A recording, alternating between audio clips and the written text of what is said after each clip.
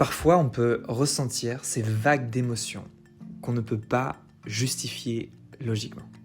Il n'y a aucune raison de pourquoi on se met à ressentir ces émotions. Et je parle d'émotions plutôt désagréables, comme la tristesse, la colère, la frustration. Des émotions qui nous font voir notre réalité d'une manière qui est forcément plus négative qu'elle l'est vraiment. Et même, on vient justifier ces émotions par ce qui nous arrive. On essaie de faire un lien. Notre cerveau essaye de faire un lien. Ce qui nous fait avoir tendance à détruire ce qu'on est en train de construire, que ce soit dans notre vie personnelle ou notre vie professionnelle.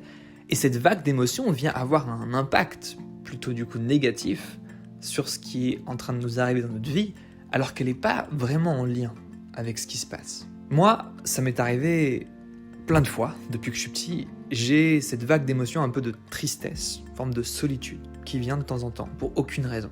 Avec le temps, j'ai appris à l'appréhender, parce que je sais qu'elle vient de temps en temps.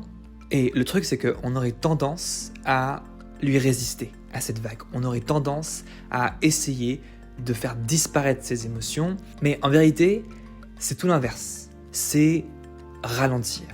C'est donner la possibilité, l'opportunité à ces émotions, à cette vague d'émotions de nous traverser.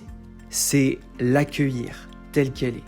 C'est se donner le temps et l'espace pour que ces émotions puissent avoir leur instant, d'être ressenties dans notre corps. Si tu donnes cette attention, parce qu'en fait c'est des parts de toi qui demandent à avoir ton attention, en fait cette vague va se dissiper beaucoup plus vite.